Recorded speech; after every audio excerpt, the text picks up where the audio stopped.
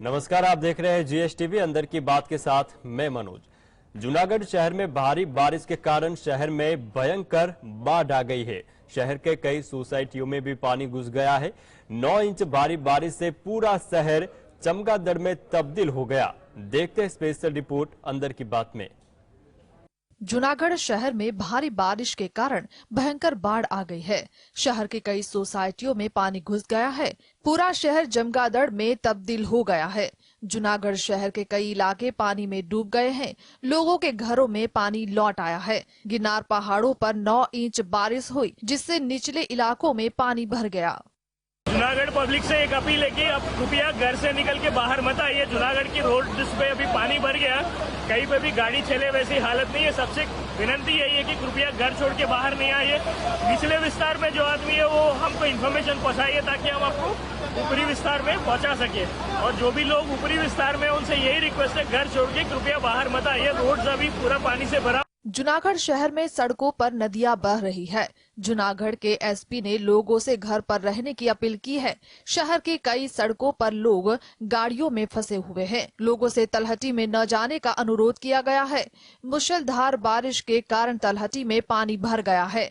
जूनागढ़ में भूतनाथ मंदिर के पास कई घरों में पानी घुस गया है। शहर के Kalwa road, Jayshree road, Jalaram society, Daulatpar समेत इलाकों में पानी भर गया है। झांझड़ा रोड, दौलतपरा, साबरपुर, तिम्बावाड़ी, मधुरम में कई सोसाइटी पानी में डूब गई है। जूनागढ़ शहर और जिले में भारी बारिश से हालात खराब हो गए हैं।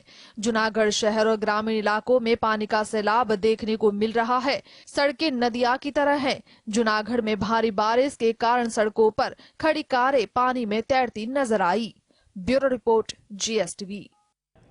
हरियाणा के हथनी कुंड बैरेज में से 1,44,000 क्यूसेक, 10 बजे 2,09,000 क्यूसेक और 11 बजे 2,23,000 क्यूसेक पानी छोड़ा गया। इससे दिल्ली में फिर से बाढ़ का खतरा बढ़ा। देखते खास रिपोर्ट अंदर की बात में। दिल्ली एनसीआर में पिछले कुछ दिनों से बारिश नहीं हो रही है। मौसम पूरी तरह साफ है। हालांकि यहां से बाढ़ का खतरा भी टला नहीं है। हथनी कुंड बैरेज से लगातार पानी छोड़े जाने के चलते एनसीआर में एक बार फिर बाढ़ की स्थिति बन सकती है। प्रशासन ने लोगों को यमुना से दूर रहने की सलाह दी है। हथनी कुंड बैरेज से 1,87,000 क्यूसेक, 10 बजे 2,09,000 क्यूसेक और 11 बजे 2,23,000 क्यूसेक पानी छोड़ा गया है। अगर आज दिन भर इसी मात्रा में हर घंटे हथनी कुंड बैरेज से पानी छोड़ा जाता है तो अगले 24 से 48 घंटे में इसका असर देखने को मिल सकता है। दिल्ली में यमुना खतरे के निशान 205% 33 मीटर को पार कर सकती है। राजधानी में फिर से बाढ़ की स्थिति बन सकती है। गाजियाबाद की हिडन नदी का जलस्तर बढ़ने से सिटी फॉरेस्ट कॉलोनी, कृष्ण गौशाला कॉलोनी, करेड कॉलोनी में पानी तेजी के साथ बढ़ रहा है। परेशान लोगों ने सरकार से राहत और बचाव कार्य के लिए सरकार, एनडीआरएफ और सिंचाई विभाग की टीमें भेजने की गुजारिश की है। Bureau report, GSTV. Uttar Pradesh के बिजनौर में बागुवाल की कोटावाली नदी का जलस्तर काफी ज्यादा बढ़ गया है। यह नदी अपने पूरे उफान पर है। इसी बीच नजीबाबाद से हरिद्वार जा रही रूपहडिया डिपो की बस इस नदी के तेज बहाव में फंस गई। बस में 2 दर्जन से ज्यादा यात्री मौजूद थे। कैसे बचाया गया यात्री को, देखते हैं मॉनसून रिपोर्ट अंदर की बात में। मॉनसून के चलते देश के अधिकांश राज्यों में मूसलाधार बारिश जारी है। कई राज्यों में बारिश ने बड़ी मुसीबत खड़ी कर दी है। उत्तराखंड और हिमाचल प्रदेश में बारिश के चलते जानमाल का भी भारी नुकसान हुआ है। बिजनौर में कई गांव बाढ़ से प्रभावित हैं। गंगा का जलस्तर बढ़ने से लोगों के घर डूब गए हैं। बिजनौर में भागूवाला की कोटावली नदी का जलस्तर काफी ज्यादा बढ़ गया है। यह नदी अपने पूरे उफान पर है। इस बीच नजीबाबाद से हरिद्वार जा रही रूपहडिया डिपो की बस नदी के तेज बहाव में फंस गई। बस में 2 दर्जन से ज्यादा यात्री मौजूद थे। नदी में बस फंसने के बाद यात्रियों की चीख पुकार मच गई। जेसीबी मशीन के सहारे पुल के ऊपर से सवारियों को निकाला जा रहा है। बिजनौर में पहाड़ों पर लगातार हो रही बारिश के चलते ऊपर से आने वाले पानी के कारण गंगा और सहायक नदियां सभी उफान पर है, जिसके चलते गंगा और नदी किनारे बसे गाँव में भी अभी भी बाढ़ का पानी भरा है। जिस कारण लोगों को आवागमन सहित कई अन्य परेशानियां हो रही हैं, जबकि उनके खेत खलियान सभी पानी में डूब गए हैं। कई गांवों में जल भराव से लोगों के सामने भारी समस्या उत्पन्न हो रही है। Bureau report. उत्तराखंड में भीषण बारिश हो रही है। बादल फटने से, पहाड़ों से मलबा आने से कई जगह सड़कें बाधित हो गई। कई गांवों का संपर्क भी टूट गया है। उत्तराखंड में तबाही वाली बारिश ने फिर दी दस्तक। देखते हैं मॉनसून रिपोर्ट में। उत्तराखंड में लगातार बारिश हो रही है। नदियां उफान पर आ गई है। कई जगह बादल फटने की घटनाएं सामने आई। लैंडस्लाइड के कारण कई नेशनल हाईवे का एक हिस्सा समेत कई सड़कें बह गई है। वहीं पिथौरागढ़ जिले में बंगा पानी में बारिश के चलते नाले उफान पर आ गए, जिससे तेज बहाव के कारण 150 मीटर सड़क बह गई। यह सड़क बंगपानी से जारा जिबली को जोड़ती है। ग्रामीणों ने बादल फटने के चलते भीषण बारिश की आशंका जताई है।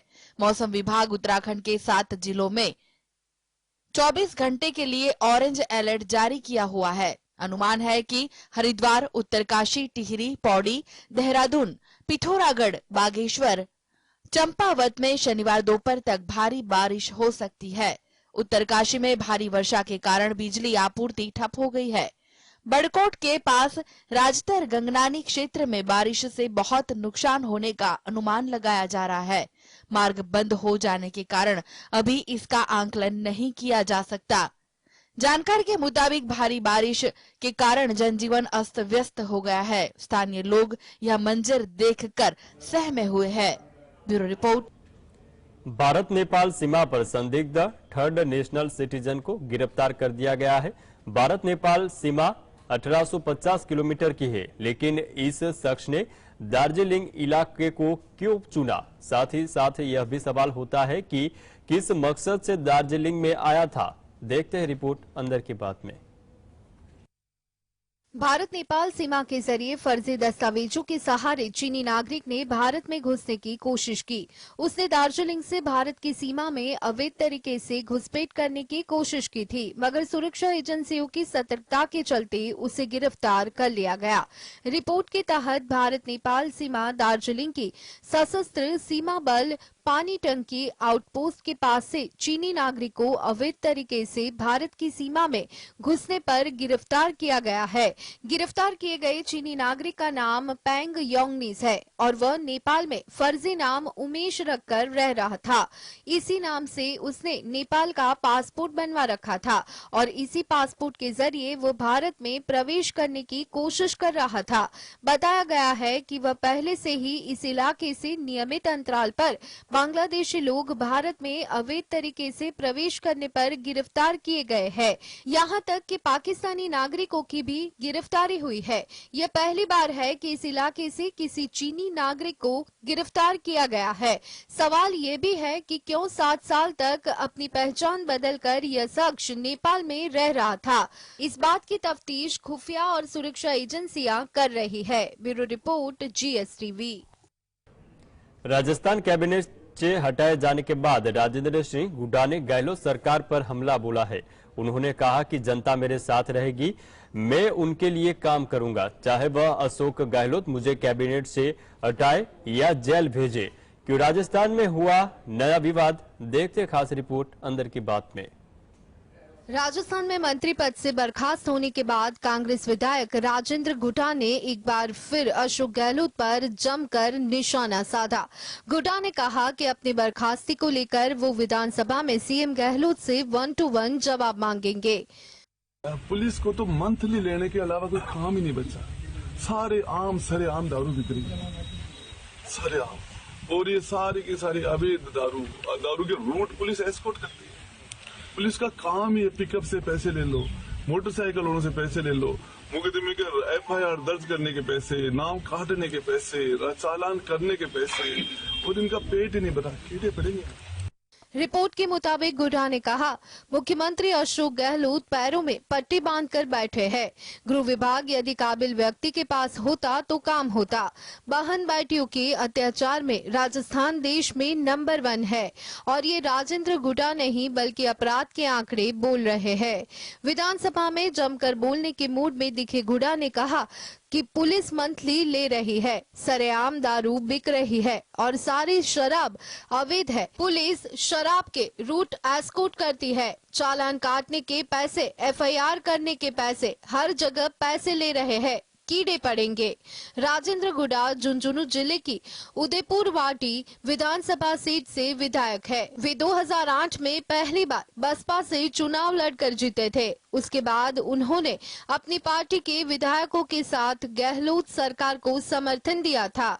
गुडा को गहलोत सरकार में दूसरी बार मंत्री बनाया गया था। Bureau report, GSTV। Nitish Kumar 2004 में आखिरी बार चुनाव लड़े थे। उस वक्त बाढ़ सीट से उनको हार का सामना करना पड़ा। हालांकि नालंदा बचाने में वह सफल हुए थे। नीतीश 6 बार लोकसभा के सदस्य रह चुके हैं। नीतीश कुमार के यूपी से चुनाव लड़ने की चर्चा बार बार क्यों हो रही है, देखते हैं खास रिपोर्ट अंदर की बात में। 2024 के चुनावी चौसर पर विपक्षी मोर्चा बीजेपी को मजबूत टक्कर देने की रणनीति बना रहा है। सब कुछ ठीक रहा तो नीतीश कुमार जल्द ही विपक्षी गठबंधन इंडिया के संयोजक बन सकते हैं।